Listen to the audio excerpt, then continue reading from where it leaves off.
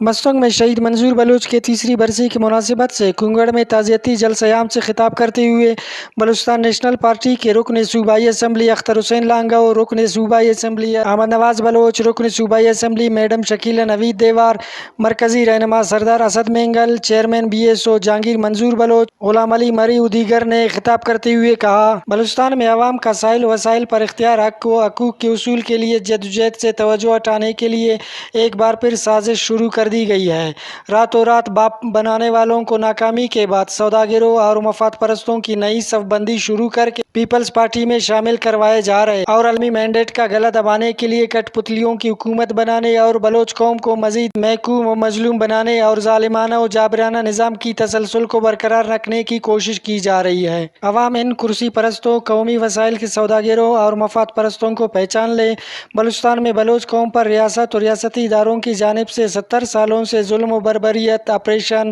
لاپتہ افراد کی ماورائے عدالت قتل کا سلسلہ جاری رہنے کے باوجود بلوچ قوم کے سیاسی کارکنوں نے نہ استعفیٰ دیا اور نہ ہی قومی حقوق کے جدوجہد سے دستبردار ہوئے۔ ملک میں خصوصاً پنجاب میں پی ٹی آئی کی جانب سے مزاحمت پر ایک کال پر ان کے مرکزی لیڈر پریس کانفرنس میں پارٹی چھوڑنے و وفاداریت تبدیل کر رہے ہیں، جبکہ بلوچستان میں حقوق مانگنے والوں پر آپریشن اور انہیں لاپتہ کرنا اور ان کی لاشیں پھینکی جاتی ہے۔ شہید نواب اکبر بگٹی کے شہادت کے بعد بی این پی کی پوری قیادت کو جیلوں میں ڈال دیا گیا، ہزاروں کارکنوں کو لاپتہ اور شہید کیا گیا، مگر پھر بھی ہم ثابت قدم رہے۔ بی این پی شہداء کی والی وارث اور بلوچستان کی حقیقی جماعت ہے جس کی جدوجہد قربانیوں سے بھری پڑی ہے۔ بلوچ قوم اور بلوچستان کے لیے چیئرمین شہید منظور بلوچ اور شہدائے بلوچستان کی بے مثال اور لازوال قربانیاں ناقابل فراموش اور ہمارے لیے مشعل راہ ہیں، جنہوں نے حقوق کی خاطر طویل ترین سیاسی و قومی جمہوری جدوجہد، ظلم و جبر، سماجی ناانصافیوں، قومی نابرابری، سائل اور وسائل کے دفاع کے لیے